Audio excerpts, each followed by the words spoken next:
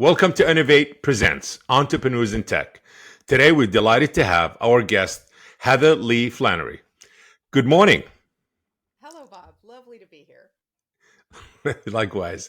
Um, Thank you for joining us. And can you start by introducing yourself and providing insights into your tech background and expertise, please? Sure, I'd be happy to. My career began at the dawn of the commercial internet when I was a precocious teenager and computer geek that always had a sense of optimism and vision about the potential of emerging technologies to greatly benefit humanity. So I've always been that kind of Amazing. impact driven person that found myself at the bleeding edge of technology throughout my entire career. And now I have the great pleasure of launching my fifth organization as a serial entrepreneur, AI MINDSystems Foundation. This is the first 501c3 nonprofit that I have led, and I'm just feeling incredibly inspired at the moment in time that we're in and the potential to do great good for humanity at an inflection of so many different variables all hitting society at once. I mean, you said it best. We are at a intersection right now of I want to jump into a different, leaping to a new kind of technology. We're emerging into a new era, I would say. Would you agree? Absolutely. I mean, by way of comparison, it would be like the Gutenberg printing press, the steam engine, and the integrated circuit were all hitting society at commercial readiness at exactly the same moment. It's not about one exponential technology, it's about many exponential technologies, plural, all coming together for impact, both, to the Hmm. positive and to the negative. Yes, yes, agree. Um, as a patient advocate, what changes do you hope to see in healthcare policies to better address discrimination against people with obesity? Oh, specifically with obesity, Yes. it's interesting. It's the last bastion of legal discrimination. Um, the dominant mental model of society is that obesity is caused by a combination of gluttony, sloth, and ignorance. And our public policy in respect to access to care and reimbursement for evidence-based treatments for Hmm. obesity and the cardiometabolic disease spectrum that is the sequela to obesity reflects this deeply incorrect notion about what obesity actually is. There's a belief that obesity is a failure of will and fundamentally a personality defect. And unfortunately, there's been rigorous research demonstrating that even the population affected by obesity themselves internalizes those beliefs, which is a source of profound shame and contributes to the negative mental health uh, consequences of Correct. obesity. Correct. Um, Obesity is a real disease with a well understood pathophysiology. The idea that you can treat obesity by removing the circumstances that might have caused it is about like someone who has just received a lung cancer diagnosis who happens to be a smoker being told that all that they need to treat their lung cancer is the removal of cigarettes. Prevention and treatment are not the same thing. And with respect to the disease state of obesity, even prevention is extremely controversial and theoretical, Hmm. especially when you get up to population level impacts. So uh, I think it's incredibly important that we put aside blame and shame. We acknowledge that obesity is a complex, chronic, relapsing condition. We acknowledge that evidence based treatment of obesity is, in fact, primary prevention of all of obesity's comorbid conditions and elevated risk factors. And we also acknowledge that size is not health and that the living a healthy life, achieving health is the goal, not an idealized body size, but rather a state of well-being. So Hmm. there's a lot to say about that. I would like to see obesity depoliticized. It is often there are points of view on each in U.S. policy in each of our extreme wings. I'd like to see that removed and a lot more translational sciences, translating what we already know into practice at large scale. Thank you. Really well said, well put together.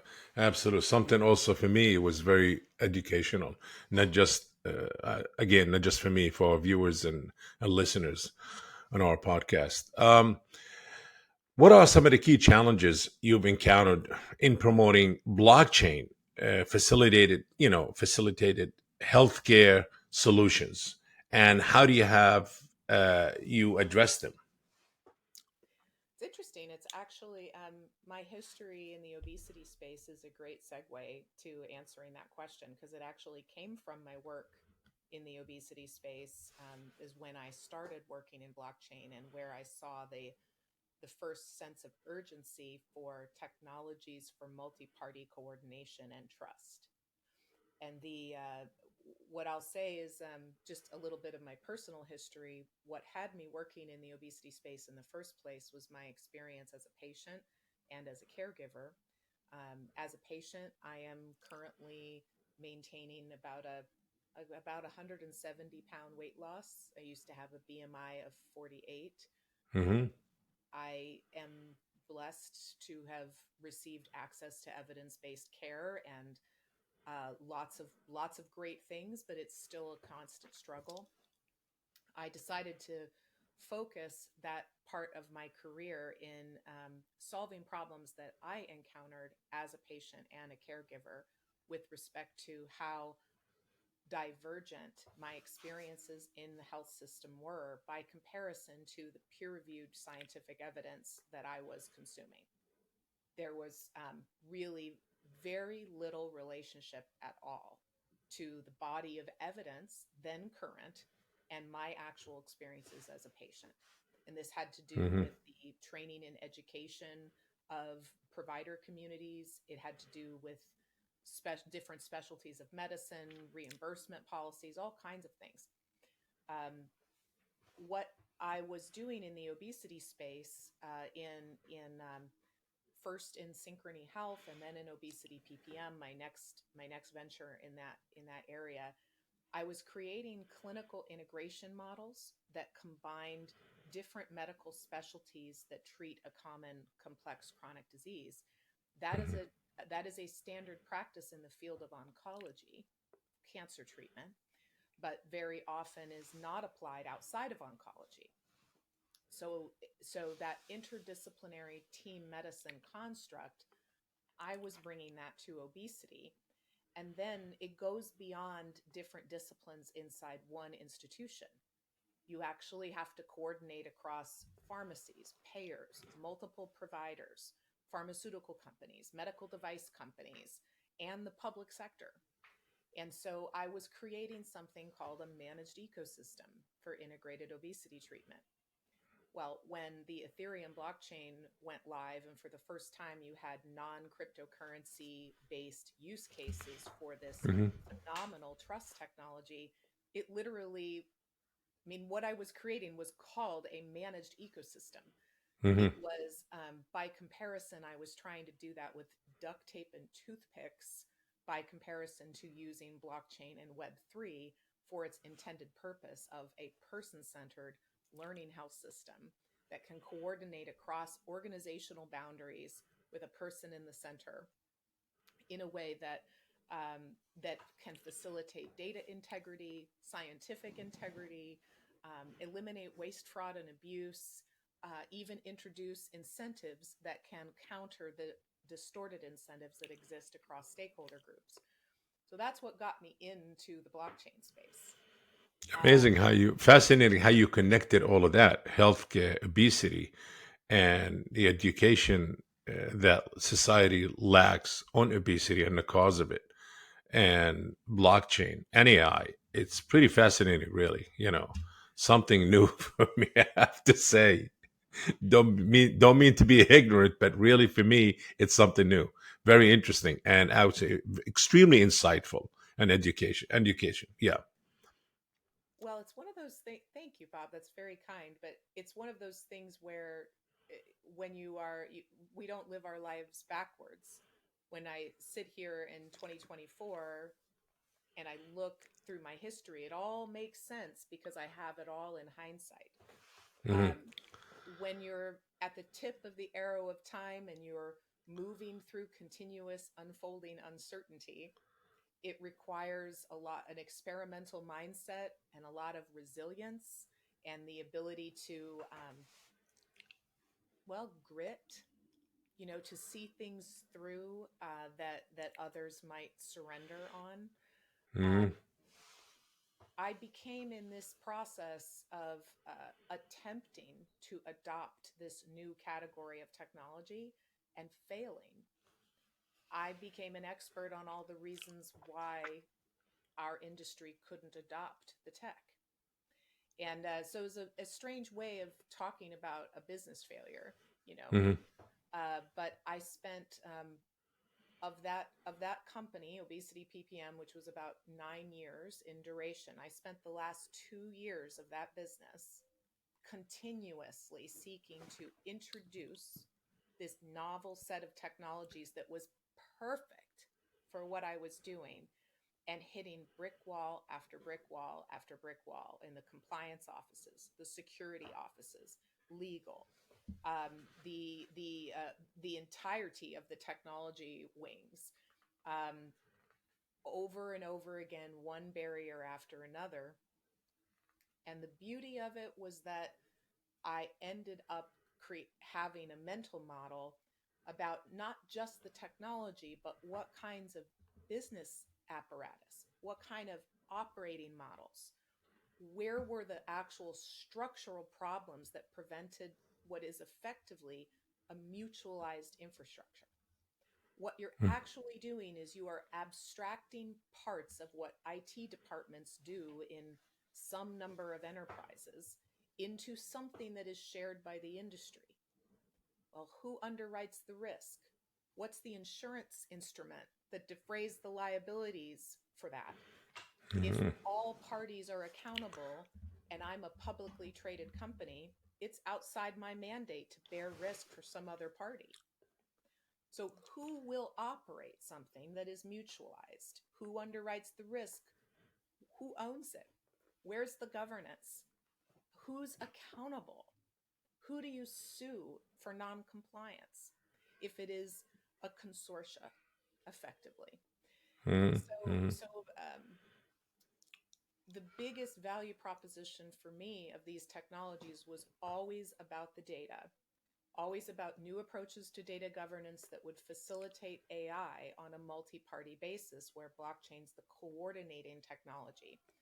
But that was never the hardest part. The I hardest mean, part is coming yeah, up go with ahead. I'm sorry.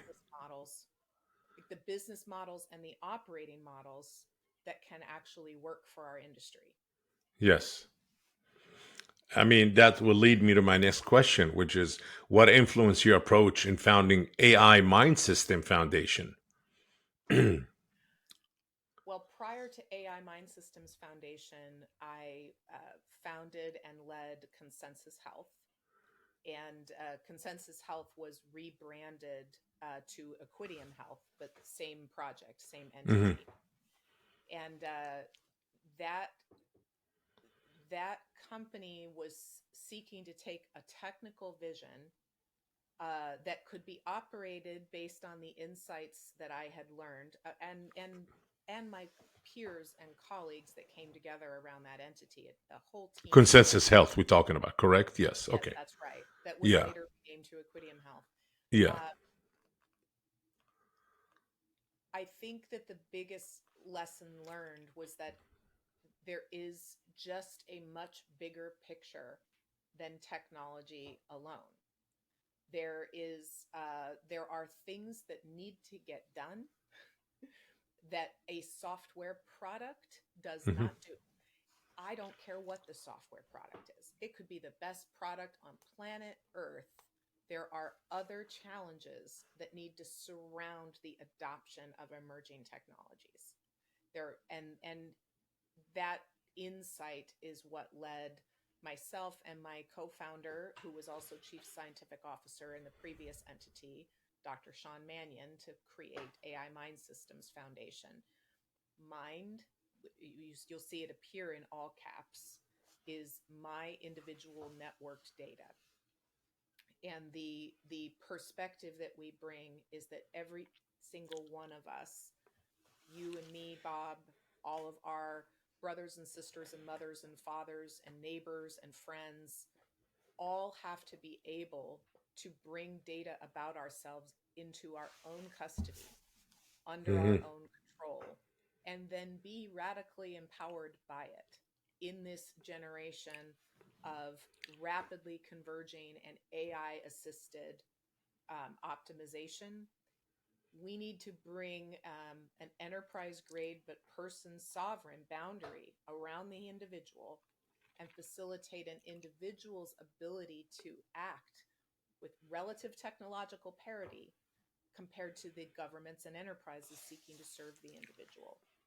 Otherwise, this wave of technology that is coming so quickly and all the It very is. dynamic regulatory environments surrounding it, it's as if it's a wave that would flow around individual people instead of lifting individual people up with it. That's our aim. Hmm, interesting. I mean, I think you just answered really the question. Well, my next question was, what are some of the example of structural, interventions that AI Mind System Foundation, is working to improve, global healthcare or outcomes? Yeah. Yeah, Um, so there's a good example is the idea of clinical research as a care option. So you might be familiar with the fact that organizations that do a lot of clinical research, they're often yeah, called academic medical centers, etc., are distinct from what let's call mainstream medicine, where most people receive their care. What that means is that let's just use our example from oncology. And if I hope this never happens to you, Bob, but let's say that you had just received a cancer diagnosis.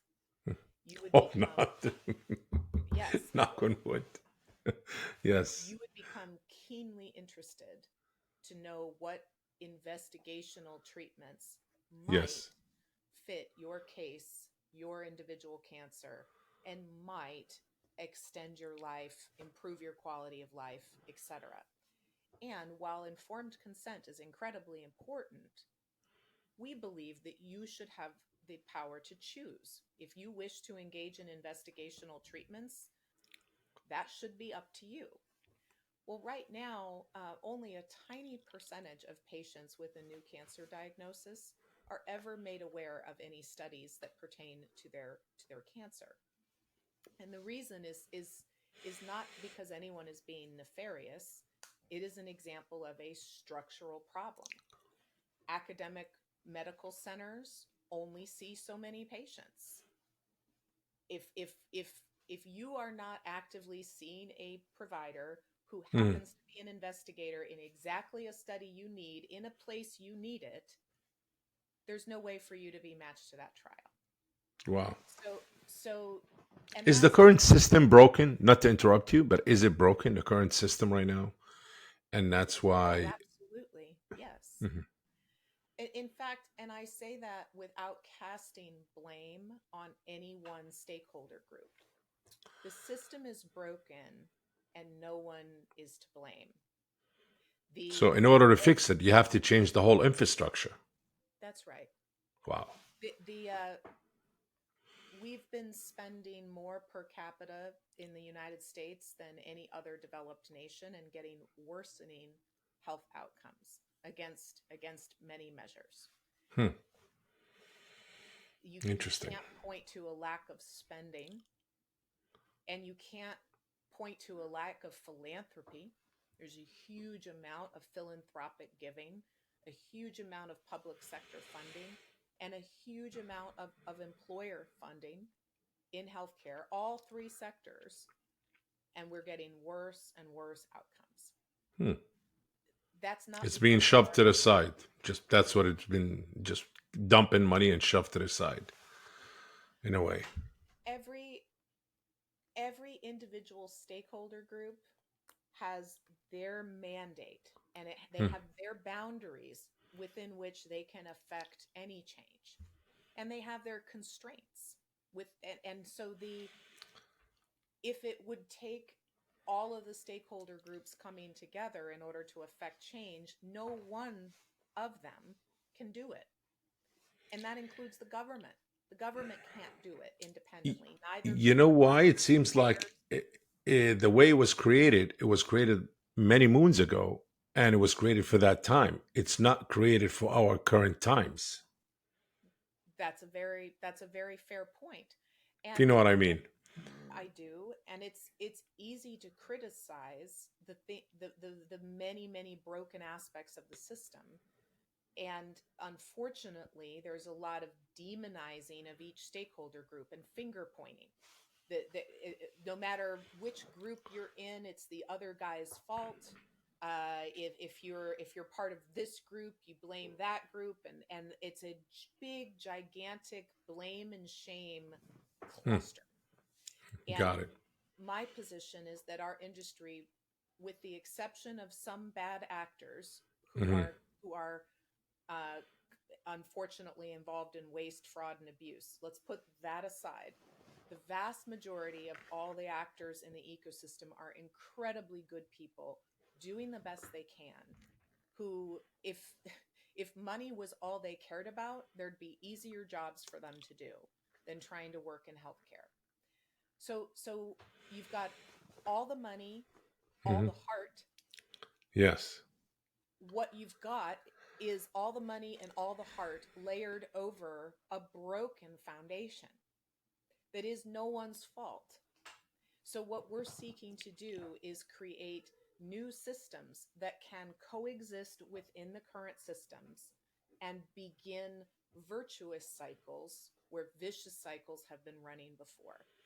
And this example of facilitating clinical research as a care option means decentralizing clinical trials and bringing access to investigational treatments all the way to the point of care in mainstream medicine.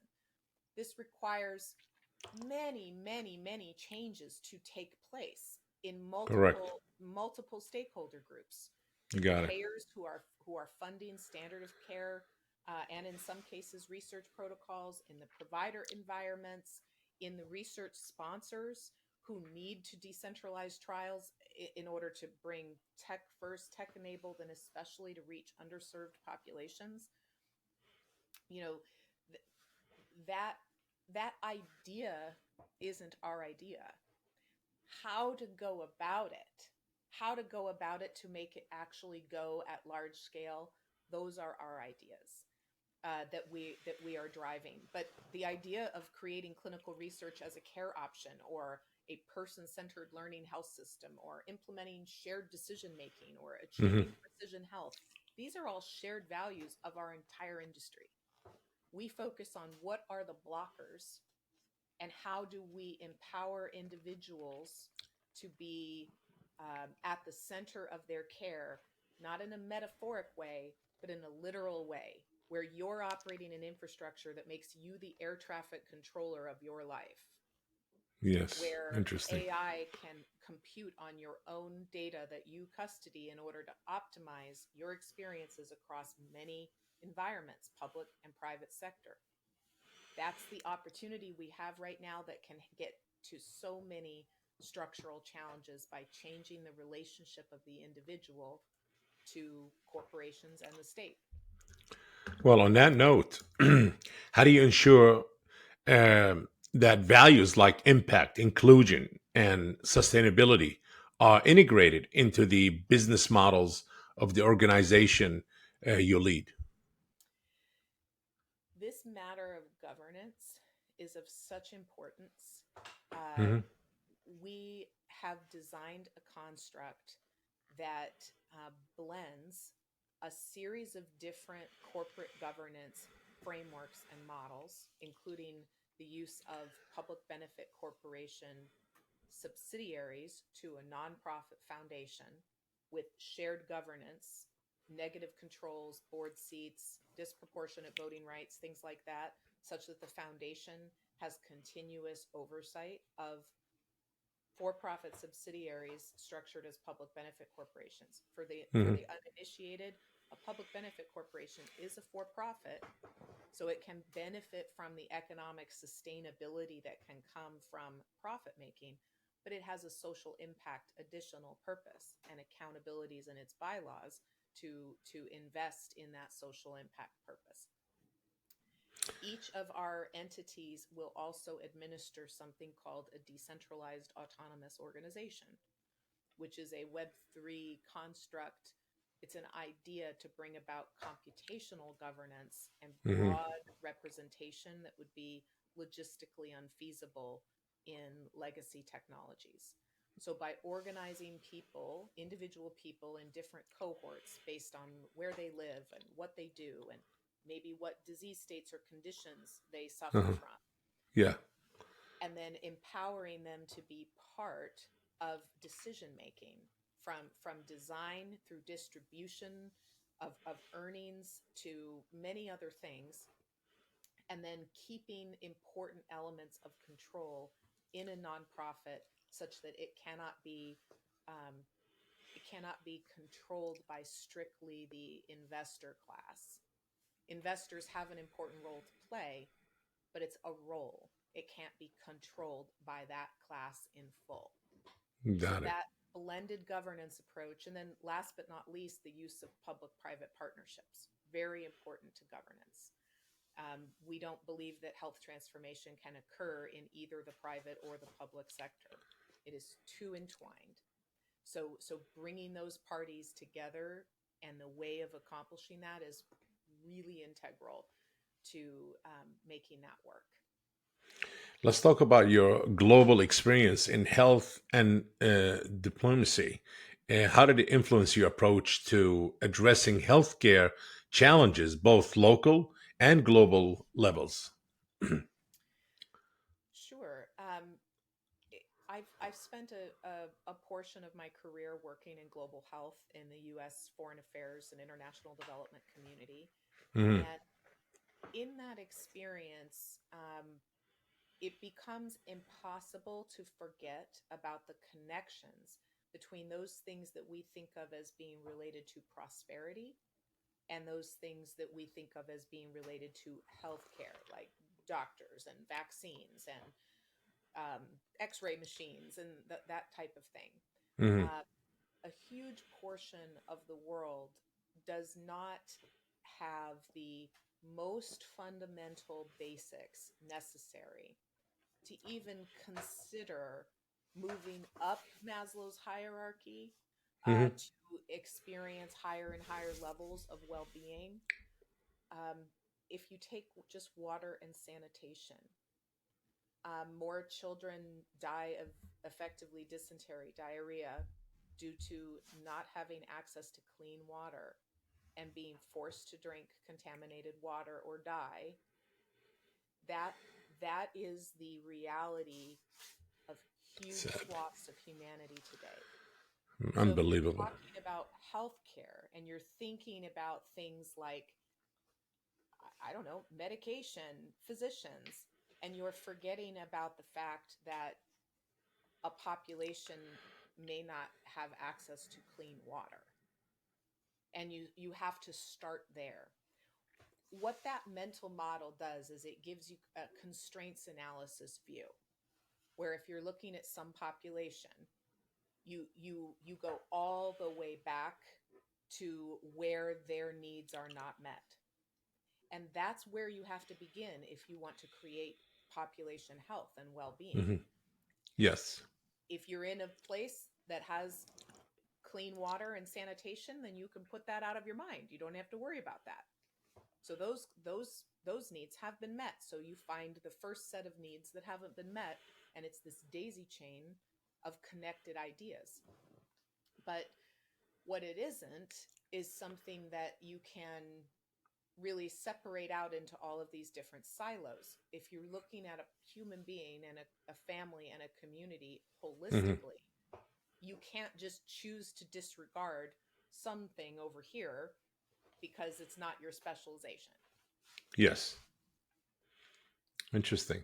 Um, what are some of the common misconceptions or barriers to adoption that you've encountered in promoting blockchain and AI in healthcare? Uh, well, it's interesting. I think one of the barriers is thinking about a particular category of technology and trying to evaluate it as a technology as opposed to what are Yeah. you doing with the technology? Who's doing it? How is it being done? Who's in charge? How is it being governed? How is it being funded? Hmm. What exactly is being implemented? Those are the kinds of considerations that need to be made for any use of these emerging technologies, which, by the way, are rarely ever used in isolation. You're usually using several exponential technologies in any implementation. So if you've got some policy agenda that walls off one exponential technology from its use with several others, that immediately divorces it from the actual reality on the ground. I think Correct. the biggest barrier has been thinking about the technology for the technology's sake, as if you can understand the tech, then that somehow immediately translates to evidence-based health policy and programs that drive impact and actual evidence, peer-reviewed evidence of impact. It does none of those things. So spending a whole lot of time educating people about the details, the technical details of any piece of tech, it's Hmm. just it's kind of a waste of time. If you think about when there was a time where if you weren't physically in a person's presence, you couldn't talk to them or hear their voice. And then there was Correct. radio. And all of a sudden, human beings could hear people that weren't there. That was a radically different thing that no human being had ever experienced. You could hear people that weren't there. Radio took off like a rocket in human society because it was obviously intrinsically good and important and significant. How Yes. many people at that time became radio amateur, engineers and scientists and really learned how radio worked? Hmm. Very few people did. Very few people would be able to tell you how radio works to this day. We've wasted untold millions trying to teach business and clinical and scientific leaders how one relatively in the weeds plumbing technology, Hmm. like infrastructural plumbing technology, functions, instead of focusing on strategy, impact, evidence, policy, governance, capital structures, risk, all the things that actually need to be the focus to drive any positive change. So We're not doing. yeah, I Absolutely. guess that was a Yes. bit of a soapbox on my part, but No, I mean, hey, what are you saying? It's pretty interesting and really an eye opening. And I'm sure, some of the people in the higher ups, they know about it, but nobody's taking action towards it. And would you say that blockchain and AI and more technologies coming in as we proceed day by day, as you see the race is on for advancing, technology is being advanced in a tremendous in a speed that I never seen before, would help. All of this would make, how should I say, a better case and fix some of the healthcare issue that, whether it's locally or the whole world, uh, kind of suffering through. well, I think there's tremendous impact potential. And Hmm. what's interesting is there has been an awful lot of action at the intersection of blockchain and life sciences and blockchain and healthcare, and Hmm. certainly tons of actions at those intersections with AI. Hmm. Um, what what we've not been able to do is move beyond proofs of concepts and pilots to Hmm. anything that scales at large, in a large high impact way. And that's because I don't think our industry, I think it's because our industry has been focused on proving that some piece of tech does something, as Yes. opposed to proving that you can create impact at scale. Hmm. And Hmm. so you get a bunch of tech people seeking to prove that a piece of tech does something, and then that's what you end up doing. You prove that a piece of tech does something, but that's not adoption. That's not impact. That's not evidence of impact. So there is a tremendous amount of action, but frankly, if I had a call to action, it would be to all the non technologists out in the industry who feel out of place in discussions about technology. We need we need a much more interdisciplinary approach where all of the categories of domain expert are brought to the table to drive transformational challenges. Technologists cannot and should not be doing it alone. And that's been a lot of Yes. what's been going on. It's been driven by tech investors, tech leaders, trying to talk to tech people across the ecosystem and then wondering why it's a giant one brick wall after another. And so we need more engagement, and we need to move away from the idea that the tech itself is a miracle worker versus new approaches. Yes. Absolutely. Based on your experience, what advice would you give young entrepreneurs looking to incorporate AI into their business strategies? Which is you've been, a big advocate of that, and Yes. yes. I would say that if you're not already today using AI personally in order to advance and optimize your own productivity, Yeah. then you don't yet know well enough how high the impact potential is. Teach yourself to be anything that you're spending time on. Ask yourself the question, is there any piece of this that is automatable? And if I were to automate it, how would I QA Oh. it? Hmm. How would I trust it? Those are the two big questions. Can it be automated? And if it is automated, how would I trust it? Interesting. And apply those two questions to everything you do in your professional workday. Then you can look at the business model that you're seeking to bring about as an entrepreneur and say, okay, I feel like I understand this enough that I'm going to apply it to my business. Every business, this is no longer a field of specialization. Every business, large and small, now must be not only AI practitioners, but safe, responsible, ethical AI practitioners. It Yes, is a ethical AI. We don't want to forget that. yes, it is a new and urgent mandate Yes. to Yes. be at all competitive and to be building a world we all want to live in. Yes. That Yes. mandate just showed up overnight and now lands on every corporation, every government of all Correct. sizes. So Uh, it's ubiquitous and horizontal. It's no longer a specialization. okay. Well, you heard it first. At entrepreneurs in tech. Heather, is there anything that you're working on? Is upcoming soon that you'd like to promote or mention to our viewers and listeners?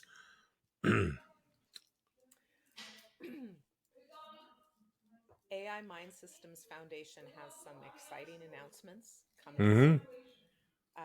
We're going to be asking for engagement and participation from a large swath of Hmm. society. I'm not prepared to make the announcements today, but I will suggest that it involves Yeah. individual people taking a new kind of action and Hmm. taking on a new kind of personal empowerment that isn't Hmm. that isn't available today. Um, I would like everyone in all of your vocations, in all of your areas of expertise, to recognize that within the data about you, there is tremendous latent power that can be used by you and for you. And connecting that and making that happen is up to all of us. And we at AI MINDSystems Foundation are seeking to trigger that flywheel effect. What an amazing message. A good note to end this interesting, amazing, insightful, and educational interview. Heather, really appreciate it. I want to thank you for joining us today on Innovate Presents Entrepreneurs in Tech. Be sure to connect with us on social. And till next time, keep innovating and stay curious and take care.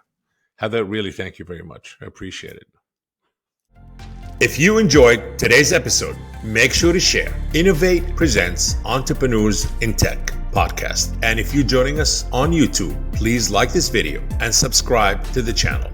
Until next time.